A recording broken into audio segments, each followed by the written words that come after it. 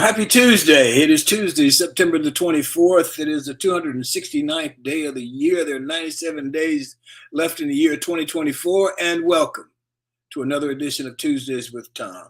First of all, we're having a little trouble this morning with the internet, so we may end up going out and coming back in where I am and where Sean is located, and Sean's in South Florida. I'm in Northwest Florida.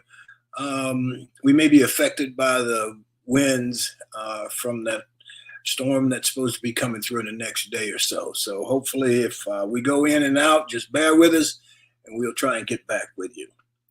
So in the business of television and film, we're going to talk about today. You meet many people, some stars, some just trying to hang on, others working actors who manage to make a good living. It is a tough business, but an enjoyable one. So our G-list guest today is a good friend, Terry Knox. I first met Terry Knox in 1983 when we were filming Shadow Waltz, which later became Rebel Love, which later became Shadow Waltz. We shot it in Tannehill State Park, close to Tuscaloosa, Alabama. We later reconnected in Los Angeles, where he played a starring role in the television series St. Elsewhere. As he also starred as Sergeant Zeke Anderson in the television series Tour Duty. We'll talk a little bit about that. We've had a 40-year friendship with many, many stories to tell. I look forward to us catching up, and I look forward to our discussion. Our show today, of course, is sponsored by the Best Girl Consulting Firm. Let's hear from Best Girl. Best Girl is a consulting firm that provides customized leadership, access and inclusion, public relations, communications, and organizational consulting services. Clients include Fortune 500 companies, utilities, higher education institutions, small businesses, and associations. Best Girl's team of consultants, led by Joyce Gilly-Gossam, Emily Hedrick, and Sean Jones, partners with business and education clients to promote organizational effectiveness, communication, motivation, and leadership, with always an impact on the bottom line. Best Girl's customized consulting services include strategic planning, corporate communication, executive coaching, fundraising, and economic development. Best Girl customizes a solution that fits your needs. So let's go to the round table and talk to Barbara Wallace Edwards and Michael Walker. Good morning, Barbara Wallace Edwards. How are you this morning? Good morning, Tom. I'm doing well. Thank you. How are you this morning? I'm doing very well. Thank you, ma'am. So what's happening in your world? Well, Tom, I want to first start by wishing a happy 90th birthday to someone that we both know, Dr. Shelley Stewart. Is celebrating his 90th birthday today. Wow. Dr. Stewart is a renowned businessman here in Birmingham, a radio legend, philanthropist, and of course, a pillar of the Birmingham community. So I'm planning to go by and visit the family later this evening and wish him a happy birthday. I'm going to give him a birthday call myself. Thank you for letting me know that. Is he in good health? He still? is. He's in good health still. Yes. Is he still doing the podcast? He's still doing his podcast, The Plumb Line. And if you get a chance to listen to it, he has a fabulous story every week. It's just amazing. The experiences he's had, the things he's seen and experienced in life is just unbelievable. Yeah. So pulled himself up from nowhere. Was basically his mother was killed when he was a young child, and he basically roamed the streets of Birmingham by himself until someone took him in, and he stayed in someone's back basement for a while and down in the basement of someone else's home for a while. And to see where he's come from, he has an amazing story. Good for Shelley. Yes. I'm glad. I'll try and call him later on today and see how he's doing. But, I go back with Shelley when I was a young man. And yes. I would go over to Win Radio and they'd let me spin the records while they did the talking. I'm surprised you didn't go into radio, Tom. He did talk. Yes. So, they were really icons in Birmingham when I first came to the city back in 1965. I can still tell you the lineup. It was Shelley, then the Tall Paul, the Reverend Erskine Fosh, the Thin Man. Wow. They were great. Then they'd repeat in the afternoon. They came on in the morning and then they would feet in the afternoon. And he and Dr. Fosh actually went on to actually purchase the station, didn't he? They became the owners of not You that may station, have, but you may another one. have. Yes, I didn't follow it that close. right. So man, a lot of people got killed in Birmingham over the Oh weekend. yes, Tom. Yes, I actually wasn't in town. I was in Atlanta for the past week, but Saturday night there was in Five Points South, which is normally a pretty safe area. Which is a good area, yeah. Right. Yeah, it's over near UAB. I understand there were some UAB students that were at least and I mean shot. what, 4 people got killed? 4 people got shielded. A total of 22 people were shot. Devastating. They don't have a motive. They hadn't even been caught the person that actually committed the shooting yet. So, but of course it was an automatic weapon that was used. We've got to get those things off the street. I just don't understand why the state of Alabama, as well as other states, have not outlawed them, because it was senseless. People standing in line to enter a club was killed for absolutely no reason. They think maybe one person was targeted, but a total of 22 people were shot, 4 killed, and 4 others are in very serious condition right now.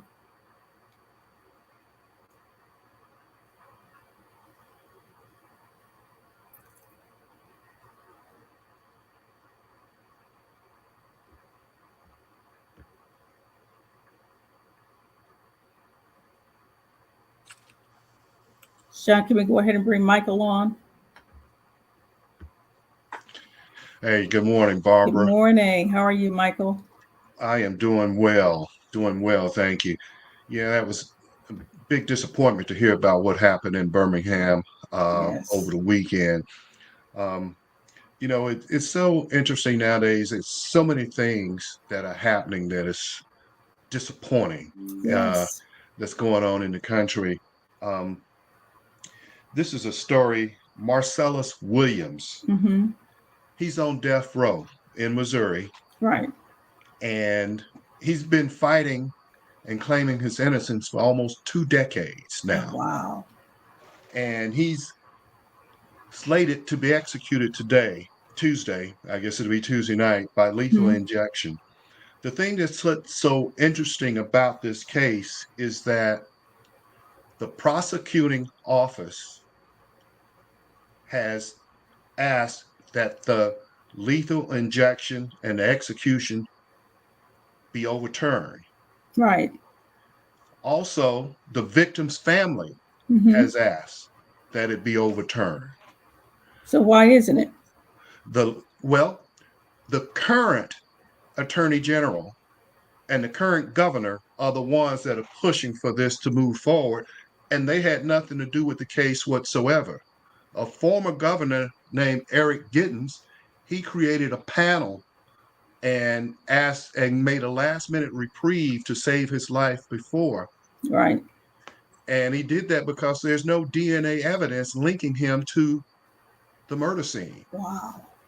And the prosecuting office has said that his trial was not fair. He didn't receive a fair trial. And the new governor that has come in now, he disbanded the panel that were looking to overturn his conviction. And what's their rationale? I don't understand. Why are they so hell-bent on executing this man who may be innocent? That's a good question. Nobody knows. Politics. And they won't say. It's the new governor and the new attorney general. And like I said, they had nothing to do with the case at all. They weren't even around when the case first appeared. But for the prosecution to say, hey, this needs to be overturned, yes, that speaks volume. Absolutely. Yeah. Well, we'll just be prayerful. I mean, if the execution is slated for today, later today. Yeah, they're saying he's run out of options now. Wow. So how do you run out of options when there is no evidence linking you to it? And people are saying you didn't get a fair trial. I truly don't I can understand that at all. There's no answers other than the man needs to be, have at least another trial. He should, absolutely. You know, the other thing that I was thinking about that's so disturbing now is that I don't know where all these younger kids are coming with so much hatred nowadays. In Oklahoma last week, the homecoming football game was canceled due to teams taking a photo spelling out the N word Wow. before the homecoming game. The football So, team? yeah, the football team. They actually got on Facebook or whatever, and you know how people put placards and stuff? And Yes, so they yes. spelled out the N word before the homecoming game, like for pep rally and stuff like this. Right. So the school district canceled the homecoming game.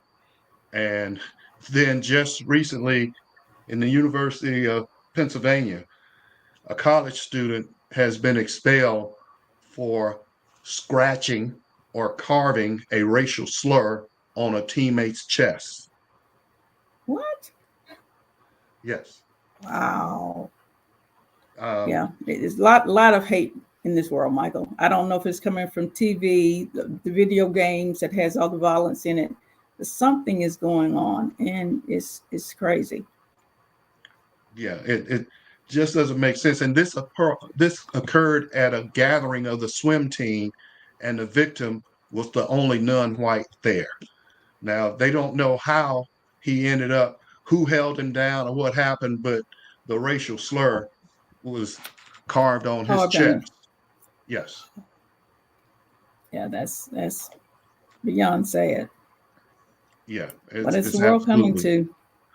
Yeah. I don't know. I mean, you take a baby that comes in the world, they don't come in with hatred. Right. So this is taught. It And is. for these young students to be doing this type of stuff, they have to, they are being taught and exposed to that at home, or certainly they are not told better from Right. being at home. And I think you're right. A lot of it is taught in the homes. These Yeah. kids, when they come into this world, they love everyone. So something happens, something that they're exposed to, taught in the homes or schools or somewhere is teaching them to hate people because of the color of their skin, their religion, and other things that are. I thought we were beyond that, but here in 2024, we're still dealing with those type of issues. Yeah. Yeah. We have Tom back. Yes.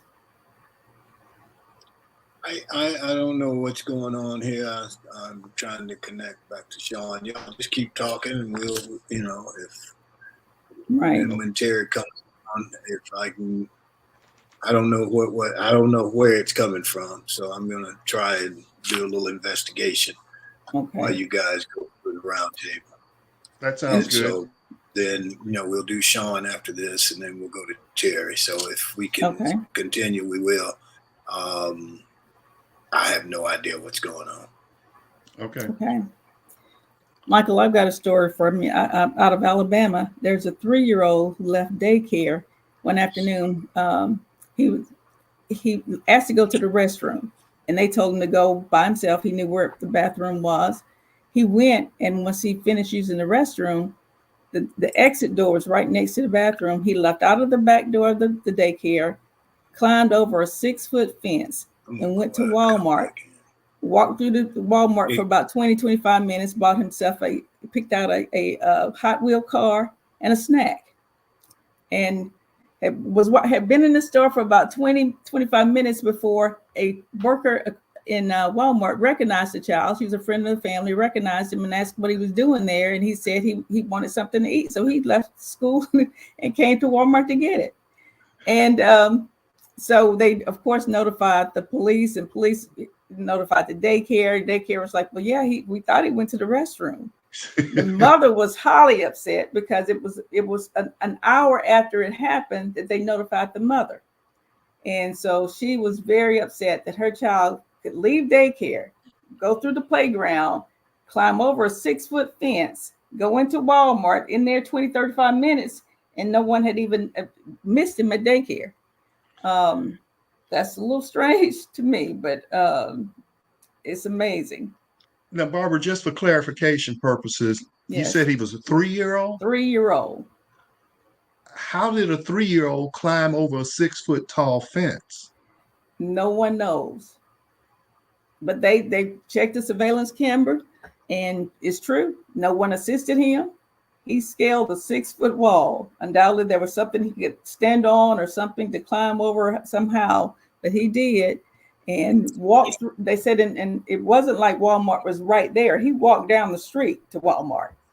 He knew where to get to He Walmart from he the knew how to daycare get there. and went shopping. He went shopping, walked through the store for 20, 25 minutes, picked out the Hot Wheel he wanted and his favorite snack. And happened to just be wandering through the store. And like I said, a worker at Walmart saw him and asked, where's your mom? He was like, I don't know.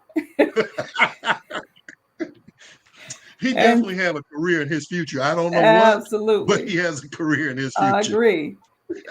These kids are amazing. There was another young lady, I think in Michigan, 8 years old, who woke up at 7 o'clock in the morning, had gone down for breakfast, and she didn't like what they had for breakfast. So she left the room, got the parents' keys, got in the van, drove about 9 miles to Target. And they said she made it to the store, walked in the store, picked out what she wanted, had $400. I'm sorry, $400 cash. So I guess she when she got the keys, she got money as well. But she picked out some of her favorite snacks and some toys, actually paid for them.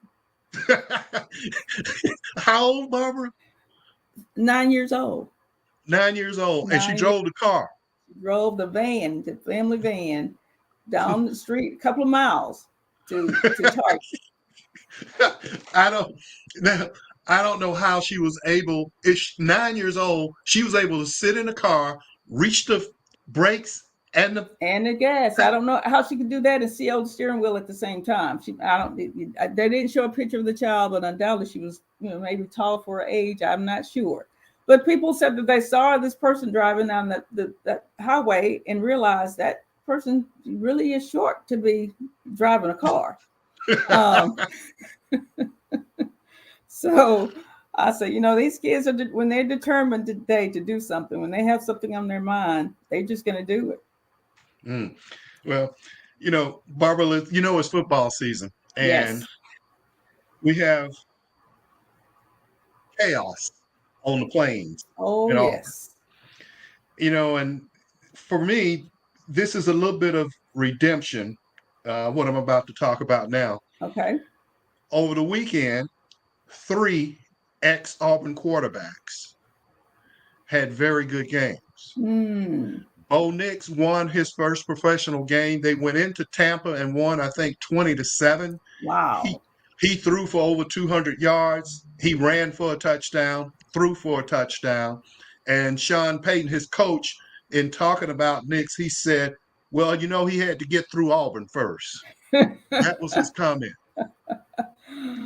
Now, speaking of when Bo Nix was at Auburn, there was another quarterback at Auburn by the name of Malik Willis. Malik Willis, yes. Now, Malik Willis played from Atlanta. He was there at Auburn ahead of Bo Nix. Gus Malzahn would never allow Malik Willis to play, throw the ball or whatever. And the word was, well, he didn't know the playbook. He couldn't throw it consistently. Well, he went on to Liberty University, yes, ironically, and played for Hugh Freeze and became a household name. Yes. Well, Malik won his second game as a starter for Green Bay Packers on Sunday. Wow. And what's even more fitting is Green Bay played the Tennessee Titans, who gave up on Malik after 1 year and they wouldn't let him play or throw the ball. Well, Sunday, Malik Willis completed 13 of 19 passes for 202 yards. He ran for another 100 yards or so, threw for a touchdown, and ran for a touchdown in beating the team that drafted him that wouldn't allow him to play. That happened Sunday. Karma. And then Robbie Ashford. Now, Robbie was at Auburn. Yes. Hugh Freeze wouldn't really let him play. They said he couldn't throw the ball consistently. Right. Well, Robbie Ashford over the weekend playing for the South Carolina Gamecocks. I hear you, Anthony, out there. I told you he could play. All right, we'll see. By the way, thank you. He threw for 243 yards. Wow. Are you serious, Michael? I am serious. Had 2 touchdowns, 1 for a pass, 1 running, had 133 yards on the ground. Way to go, Robbie. So That there are is 3 former Auburn quarterbacks that showed out over the weekend. And didn't 2 of them in pros, 1 in college. We're not successful at Auburn at all. Were not successful at Auburn. Didn't get the opportunity. Robbie alluded to the fact that it wasn't a fair competition at Auburn. We all knew that. We knew that. Okay. Yes. Hugh Freeze was dead set on making Thorne his quarterback. Right. And that narrative continued. They keep saying that Thorne is a mobile quarterback. He is not a mobile quarterback. He is not a dual threat quarterback. At my age, I'd be more considered a dual threat quarterback than Peyton Thorne. Well, and Michael, I'm way past my prime. I posted on Facebook Saturday that, I have 4 years of eligibility left. I'm going to try out for the team. I think I can make quarterback and maybe do just as well as what we have right now.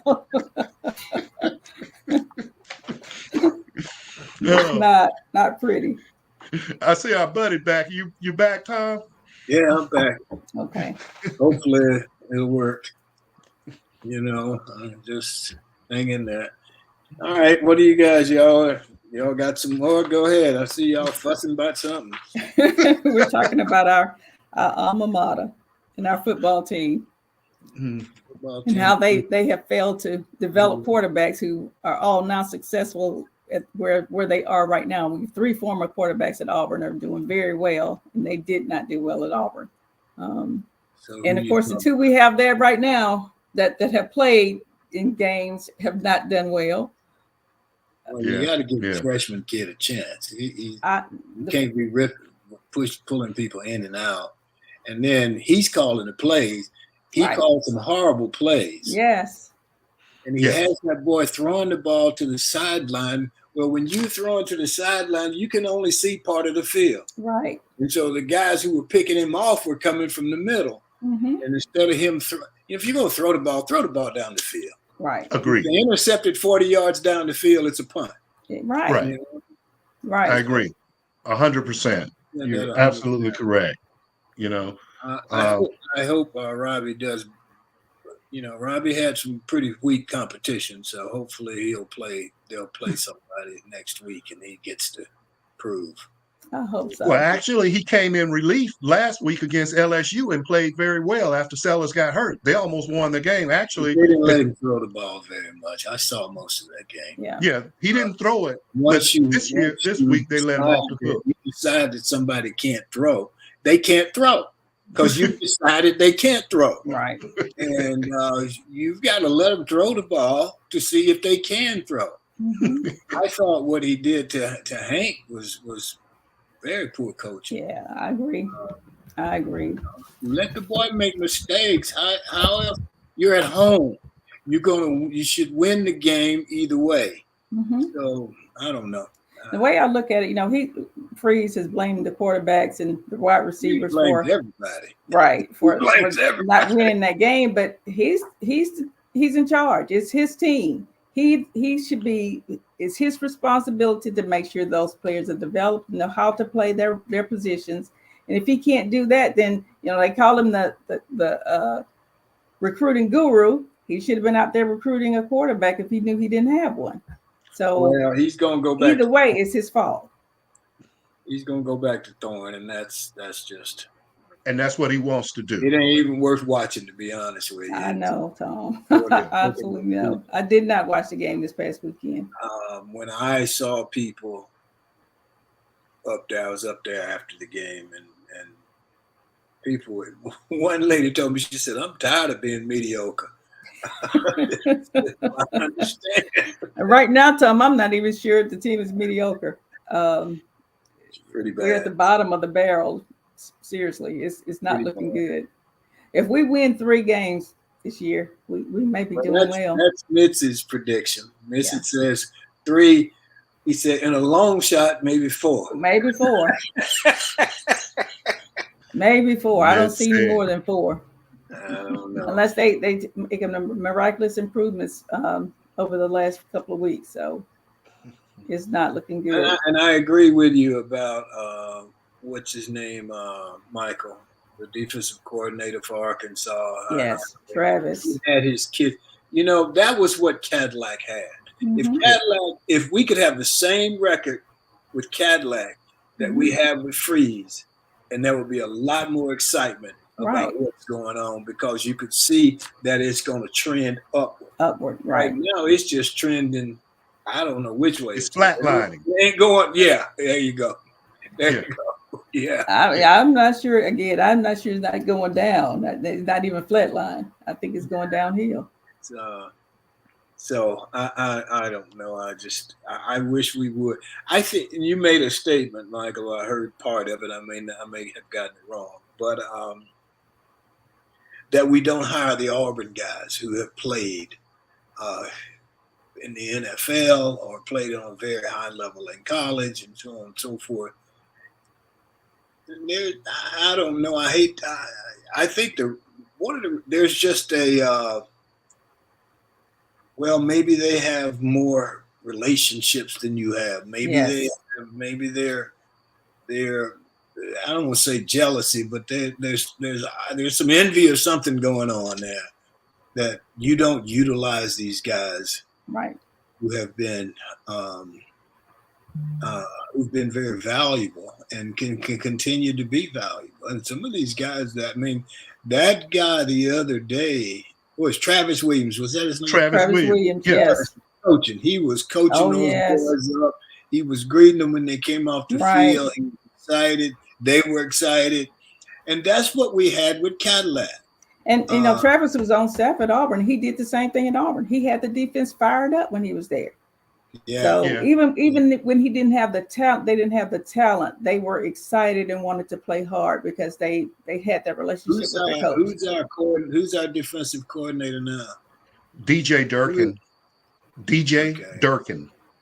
He was at Texas A&M last year. Now, the ironic thing about that, Tom, I'm glad you brought that up. DJ Durkin was on staff at Texas A&M as defensive quarterback when Bobby Petrino was at Texas A&M. Now, you would have thought that it should have been maybe, if anything, a stalemate between the offense and the defense. But it seems as though that our defense could not stop Petrino's offense. But Travis Williams, who played linebacker at Auburn and defensive coordinator for Arkansas, he knew exactly how to put together the game plan to defeat Auburn. Mm-hmm. And I understand after the game, they had a big celebration, and Sam Pittman said, and Travis Williams is an Auburn man. Yes. That right there kind of is a slap in the face. Yes, it is. Because when Travis was at Auburn, Gus Malzahn was the head coach. They only allowed him to coach linebackers. Right. Okay. And on offense, you can only coach receivers. Yeah, right. Yeah. And running backs. Right. You can't coordinate the offense. Right. You can't coordinate the defense. No. That's like being in charge. Right. Yeah. We have to maintain that who's in charge Mm-hmm. and who's not. Mm-hmm. We have to maintain that, and you know where I'm coming from. Yes. And well, not only how you say it, but you can't be in charge.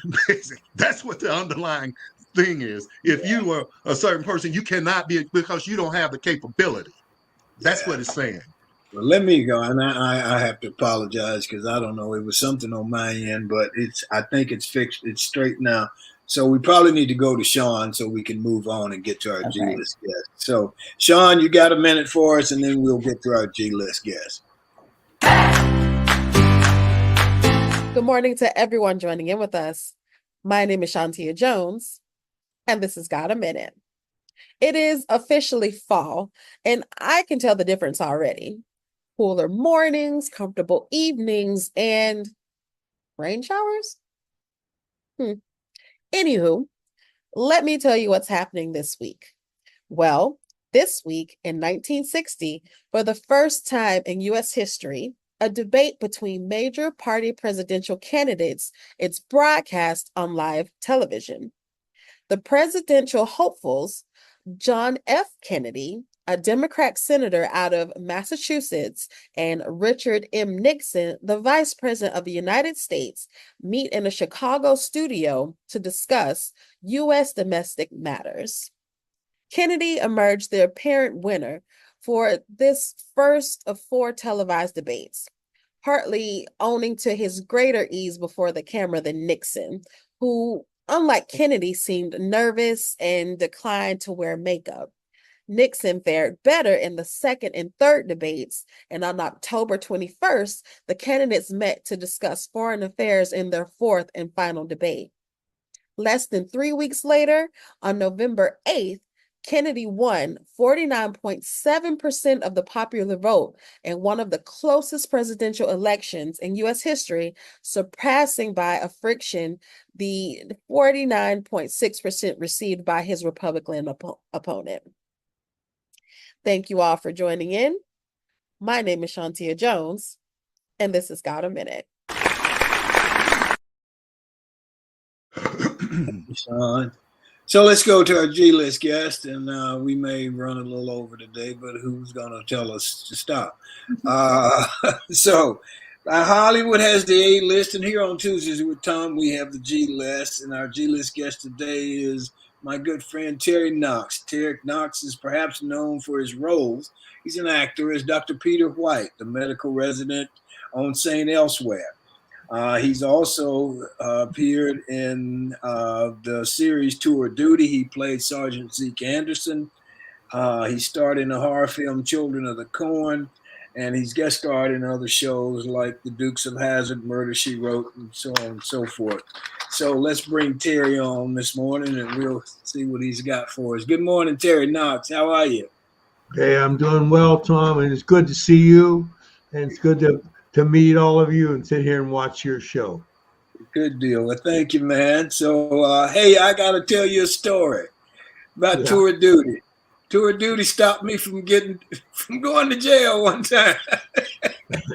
I was driving in Kentucky. I was driving too fast, and this cop pulls me over, and he asked me why I was in a hurry and where I was going, and I had on a Tour Duty jacket, and he said, "Oh, you know about Tour Duty?" He said, "Do you know Zeke?" I said, "Yeah, I know Zeke." And, he said, "Man, Zeke's my favorite guy." I said, "Well, he's a pretty good fella." I said, "Yeah, I'll give him that." And he said, "Well, look, you just slow down." Before you start, my one, when they talk about your celebrity benefits and that, my one clear example of that is I was down and doing a tour of the Baton Rouge and in Louisiana. We were in some back roads back there going to a place called Mamu, which was the Zydeco capital of the world or something. And there were four of us in the car, and I had to use whatever facilities were available, and that was just the side of the road. And about then, the highway patrol pulled over our driver. Nice guy. I can't remember his name. I'm sorry, but so he's starting to write the ticket, and he's asking, "Do you know how fast you're going?" And I said, "Excuse me," because I didn't want to upset anybody. But I'm in the back seat, and if I'm going to jump out, I'm going to frighten this man. And I said, "Can I gotta go." And I got out, and he looked at me, and he had his little notepad. He goes, "Say, aren't you? I says, "Yeah, I gotta go though." And he says, "Well, you just hold on. I am not going to give you a ticket," And he put away his little pad, and I went and did my business and got back in the car with my three very grateful passengers, and that was my one claim to. I was a celebrity, and I got out of some trouble because Zeke saved both of us in. Yeah. So, Barbara, you got a question for Mr. Knox? I do, Mr. Knox. Thank you so much for joining us this morning. Oh, thank you. When did you get started? At what age did you get started and get bit by the acting bug? Boy, I didn't get started until I was 28 years old. Wow. I was all through college. I was going to go to law school, and my wife, my ex-wife now, she got a little tired of waiting for me to make up my mind what I was going to do with my life, and she was teaching French in this little school on the Oregon coast, a little lumber town there. And I stayed home and I thought I was going to be a writer, I guess. And so she was supporting us, is what it amounted to. And so I didn't get started till we moved up to Portland, Oregon, and I just heard about this acting teacher at Portland State, and I walked in there and wanted to take a class, and I wouldn't take no. And I was the nice thing about it was an urban school, Right. so there were older guys like me around. If it had been a traditional school where you're the old guy in class, and that's no fun for anybody, and so I got started acting there, and I just took to it really fast. Wow, that's great. Within 2 years, I was living down in Hollywood. But Wow. I have to tell you, I have a friend who just stayed with me last weekend, a guy named Harlow. Mm-hmm. I never would have gone down there if it hadn't been for Harlow getting his Nash Rambler and pulling a U-Haul trailer with my Vespa scooter down there, because I wouldn't have had the nerve. Because when you leave home, and I'm not an adventurous person, my friend Tom here, he goes everywhere, he does everything, he's so motivated. That I've always been a very frightened guy, and really, I like to pretend like people say, you were so brave to go to Hollywood. No, I was scared. I wouldn't have gone if Harlow hadn't taken me. And we found an apartment down there through a friend. And I had my roots in. mm-hmm. I had a little job at the adult bookstore out there on Vine Street. And you couldn't budge me out. So I was in there for the duration. And it took me, I got lucky on a show called Dukes of Hazzard. Yes. And that was my first job. And I was lucky. I was in the right place at the right time, because I don't, and so I'm talking too much. But no, not at all. If I were to go down there now, I wouldn't bet on me, because the market is different, and the way they go about it, they make your own presentation tapes and things like that. And I had to have my girlfriend Cindy set me up on this thing here today. Tom has always been up on this sort of thing. When I first met him, so the market is different, and the way an actor promotes himself is different. Right. My approach was, as is today, kind of primitive, but the market was more primitive, and I got in under the door. Wow. And I agree with you. You've had a very successful career. Pardon? I said you've had a very successful career. Yes. Thank you for saying that. Yeah, I've done all right. We had a lot of fun. I've had a lot of fun.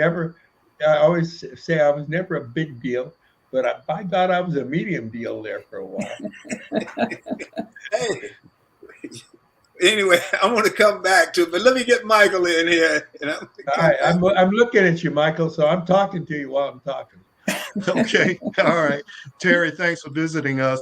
You just touched on one of my questions. I was going to ask you, what's the difference in acting today and getting cast versus when you first started? But since you've already kind of touched on that, I'll go to another question. What's been your most enjoyable role? And conversely, what was the most difficult role you had to play? Well, the most enjoyable, of course, was that's hard to answer, Michael, because what is that song? It's nothing as good as the first time, this Sunday or whatever. When I got my job, I was cast on St. Elsewhere. I got the call, and it was like the room was spinning around. I couldn't believe it. And there was no one I just started calling people to tell them so that it would make it true. It was like it was so unbelievable that I had a TV series, and they said, well, we're probably going to kill you off after 6 hours. I don't care. I had a job. I had, my resume was Dukes of Hazzard and Knots Landing. Right. I was as nobody as you can get.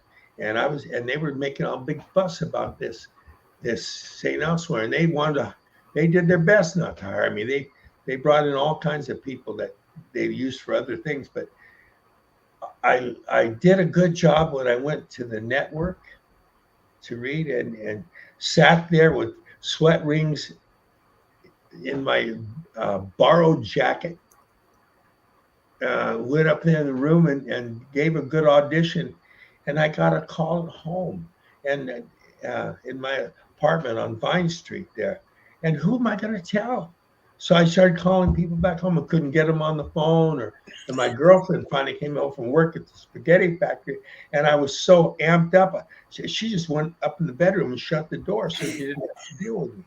So I say all this because that was the most exciting, because it'll never be that exciting again at the first time.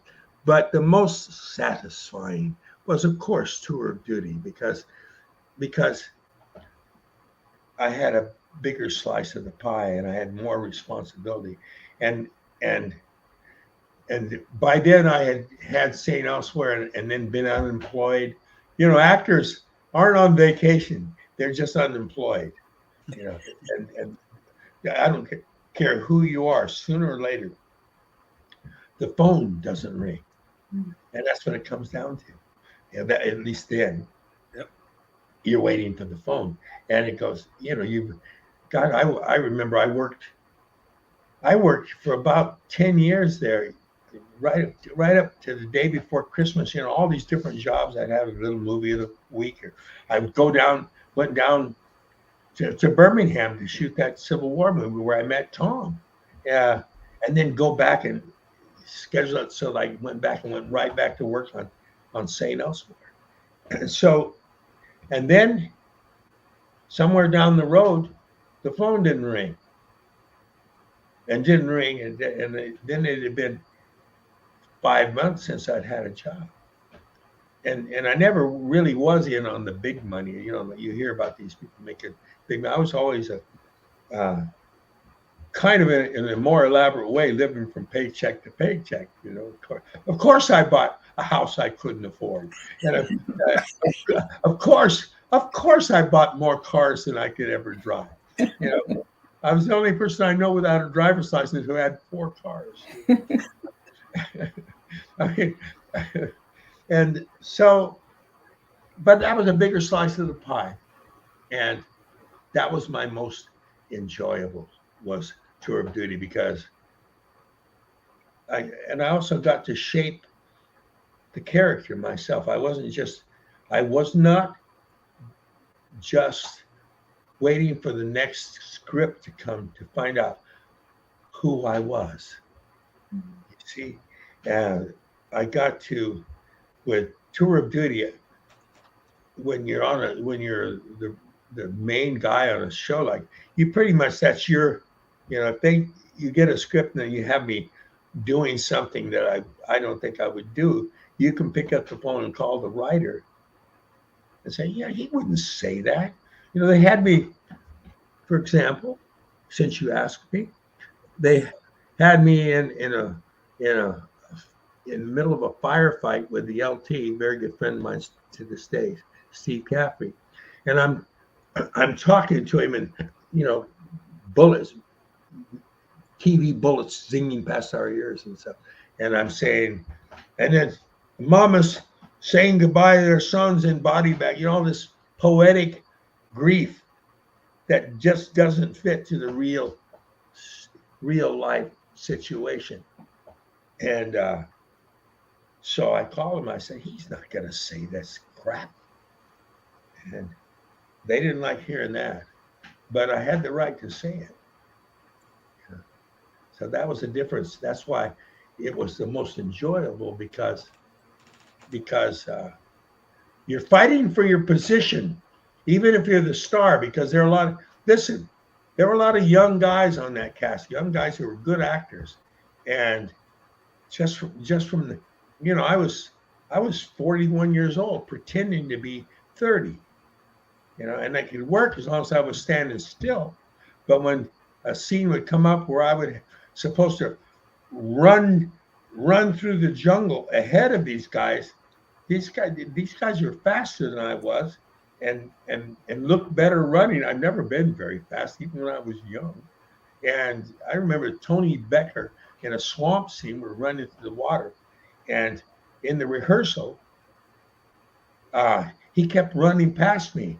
And the most dangerous jungle in Hollywood is to get between the lead actor and the lens.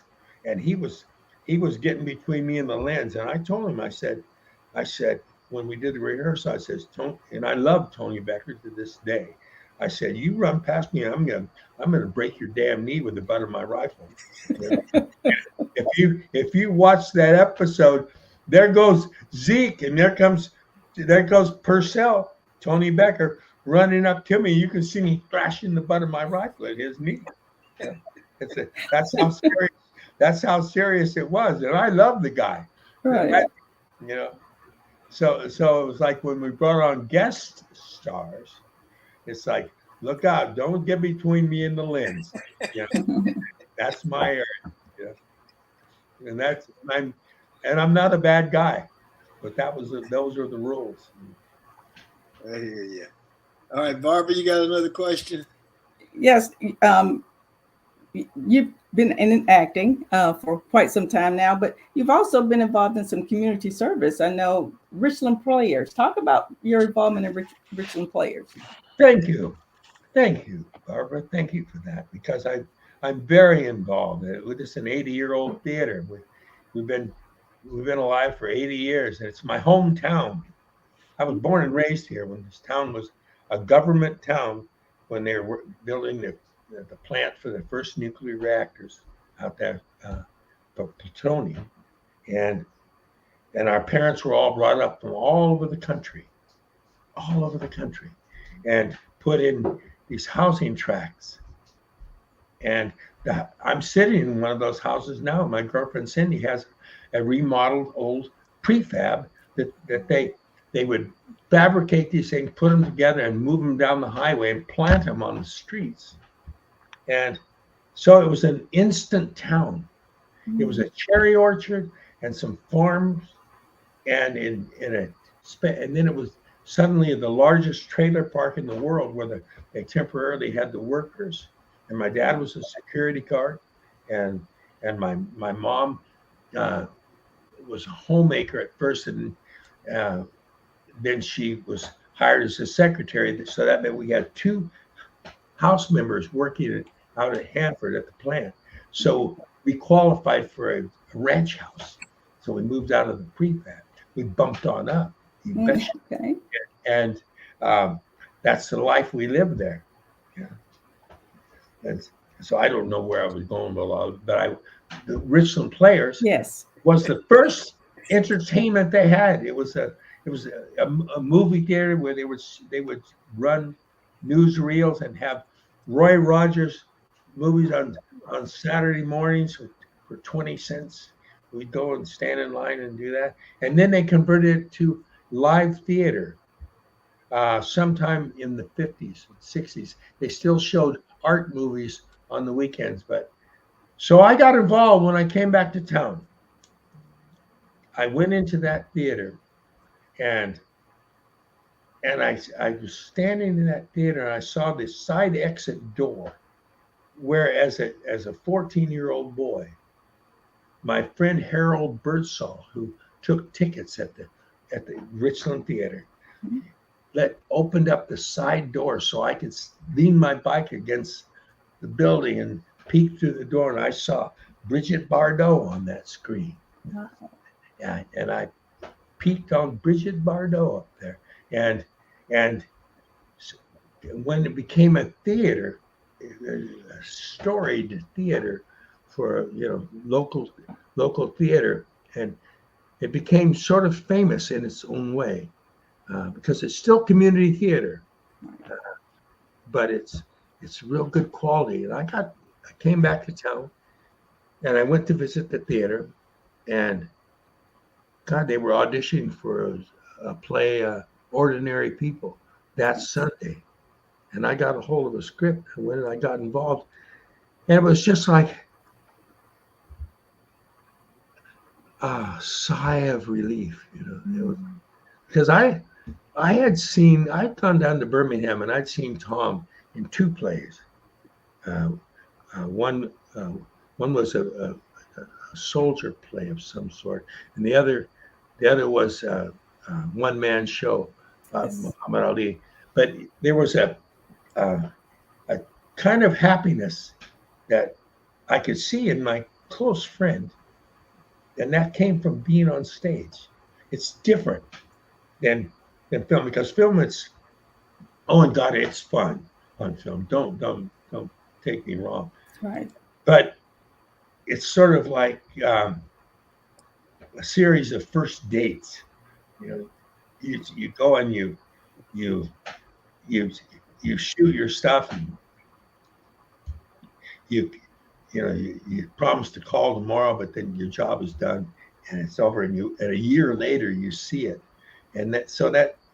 but on play you're working on it, rehearsal 5 days a week, and you're learning it, and you can't just do your line and then forget about it. You've got to come back the next day and add to that, and you've got to. So it's a different process. You understand? Yes. Sure. It's more deeply satisfying, and so I'm involved in that. I'm involved in a show this weekend. Oh wow, that's great. Yeah. Let's get Michael Walker. You got another one, or kind of? Yeah, I have a quick one. Terry, is there a role that you coveted that you were not able to land, that you really wanted to land? It was, in your mind, your best. Yeah, you dang right, Michael. There sure was. There was a show called.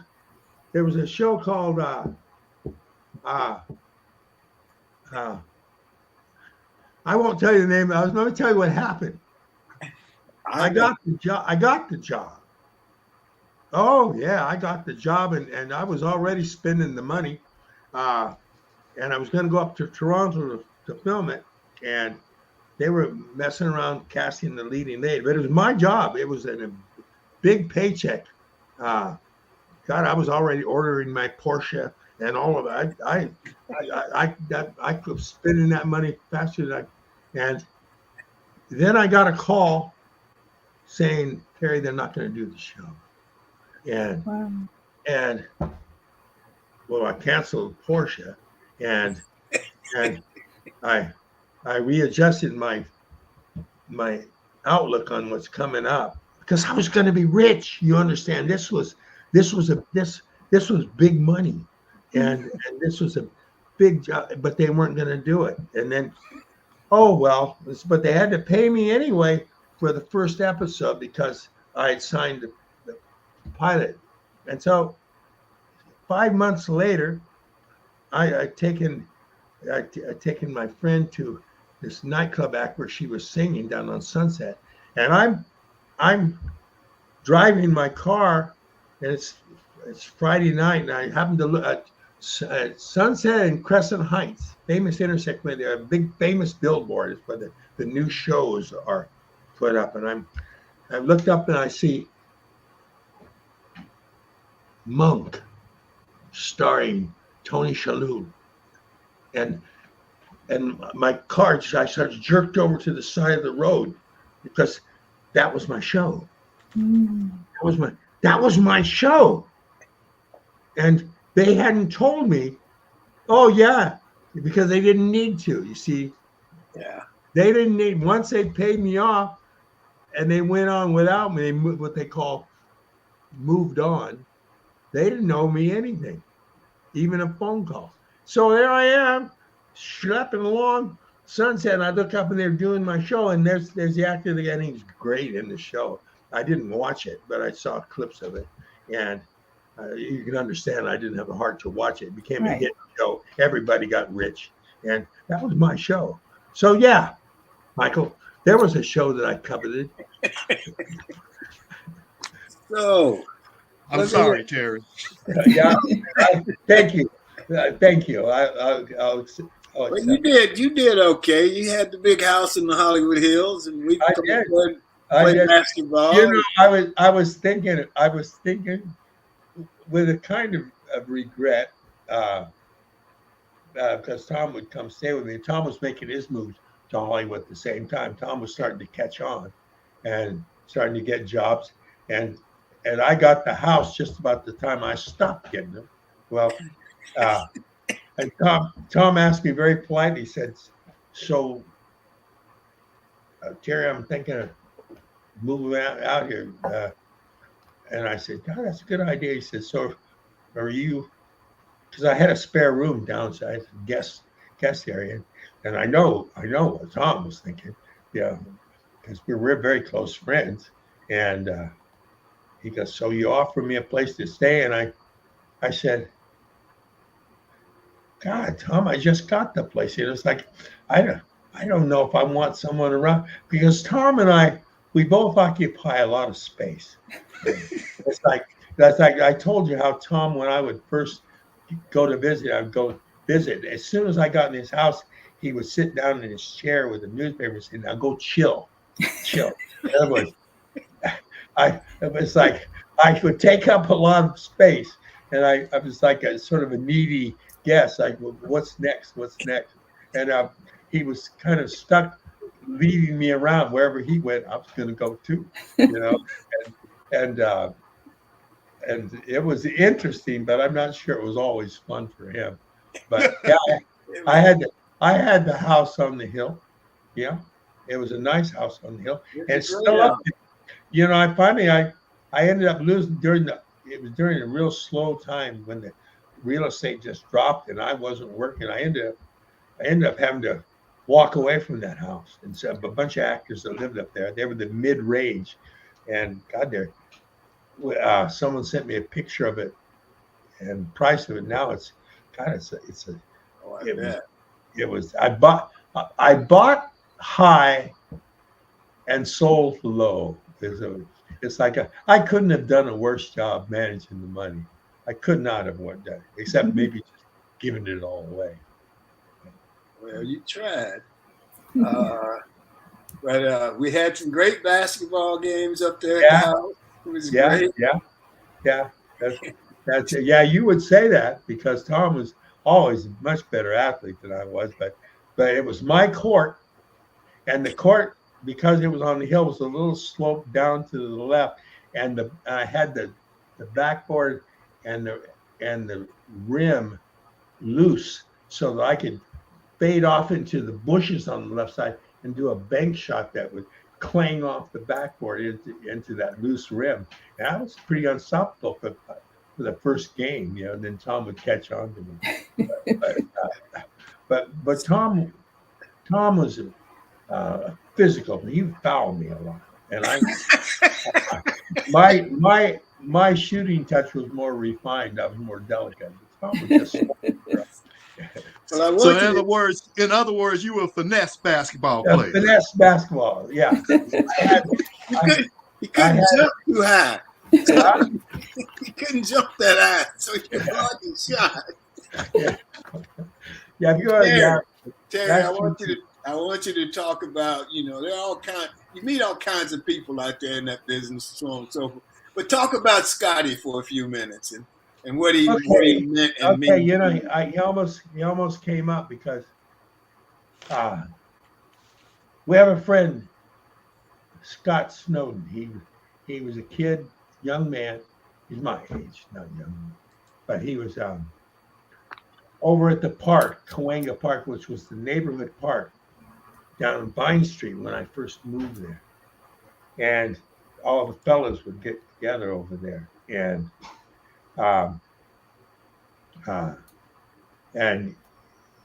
you can take this anyway, but I was pretty much the only white guy over there. and the guys were always nice. Well, I had the ball. I owned the ball. So I would get chosen to play in these games when there was no other reason. I'd be, I'm next up, next up. If you're not good, they just go over you, and what are you going to do? But Scotty would take care of me in those situations. And he wasn't a big guy, but he could be loud, and so I made some lasting friendships over on that court, and Scotty was the most lasting of all. And so when I started getting jobs, I took him with me, and he became kind of, I don't want to say assistant, because that's not what he was. He was just someone to be with during that time. It's like, it's so nice to have someone you're, in the car with, going to the set at 5 a.m. Someone who's there the whole day. He became kind of a glorified extra on Tour of Duty. You watch the episode, you're going to see Scotty in there, and he became my closest friend. And then about 2 years ago, I stopped hearing from him. I got a call from this mutual friend we had saying that he's had a stroke and that he's got dementia. And I finally got a hold of him. And he knew, he claimed to know who I was, but I don't think he did. But it was the same Scotty, the same energy. But he kept recycling the conversation from a moment ago. And it was my first, I've been around people who had dementia, and people I know, and the sad thing is you see them, you lose them slowly. It's not just suddenly lost them. And so Scotty was gone. He was never coming back, and he was, and we've all been through it. I'm sure you've all been through it. And it was my first journey like that I took. And that's the story of Scotty. Yeah. On a happier note, what about Stevie Nicks? Yeah, I remember her more than she would remember me. I had this big house, really nice house. I mean, you can look it up. Tom will give you the address. It's a great home, great house. But I can see all the way to the ocean. And the people who sold me the house as a gift, because they had overcharged on the dang thing, and but I didn't care. I had a house. My first time I owned a home. Owned it. Fine. My land. And I had a big telescope that was the most powerful thing.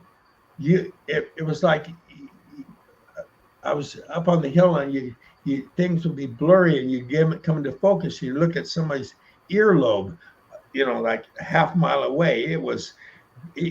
And so Stevie Nicks lived in the house right below me, right down there, and she, on the top of her property, at the third floor, she had a swimming pool, and she'd lie out there on her air mattress, and I was told Stevie Nicks lives right below you.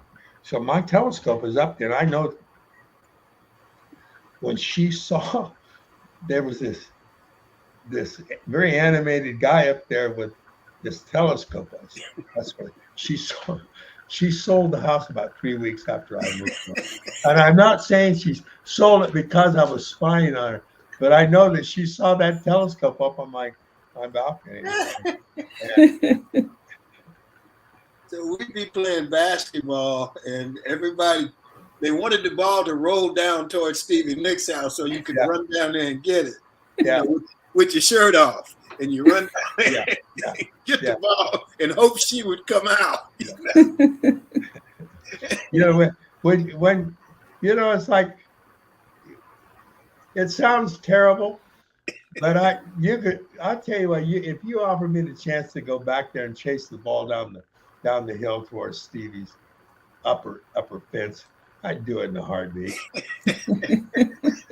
Old as I am and old as she is now. You know? Well, and man, we had a lot of good times down at Venice Beach, and Yeah. Well, you know, the one time I felt betrayed by Tom was when he made the move to Hollywood. He moved down to Venice Beach, and that was like my realm, and I took him as my guest because he loved walking that way. And but he came to town on his own, so he wasn't dependent on me anymore. And he moved in down there on Venice Beach, so it was his land, his area. And I went down there, and I don't know if you remember that you showed me your apartment. I just stood there. I didn't say a thing. It's like you bastard, you know.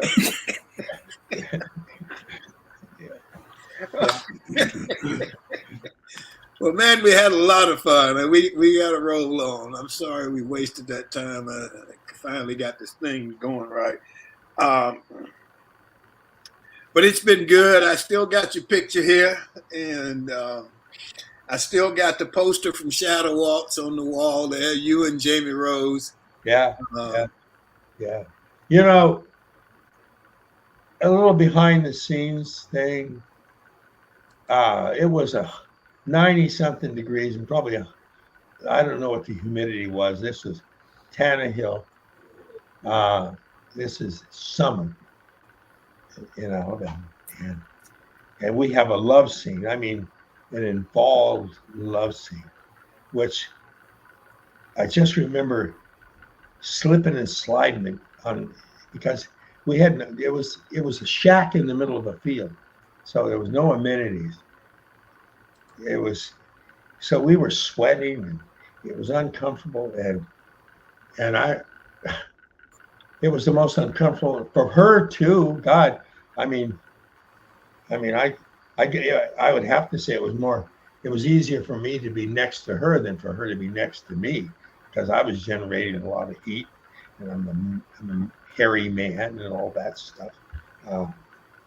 But boy, that was a long day, and because I was the hero, and hero was going to get to kiss the girl in the bed, and that took 14 hours to do that kissing and sliding around in that bed. And there's nothing, you know, risque about it. It's just if you, from your own lives, just think of the times when it's 100 degrees and whatever humidity, when you enjoyed being next to another human being, you know. Mm-hmm. It's like, all right, man. Well, thank you so much, Terry, for being. I'm sorry to end on that note. We appreciate it, but no, man, it's great. I'll close. I know Michael got kind of moved away from the camera there. I'm sorry. I just met you. Probably got a meeting to go to. Yeah. So, all right, man. Thank you, Terry. We appreciate you, buddy. Thank you, Barbara. Thank you. Nice to meet you. I'll talk to you. And thank you, Sean, wherever you are, for helping me get this set up. And Tom, you will always be my friend. All right, brother. Same here, man.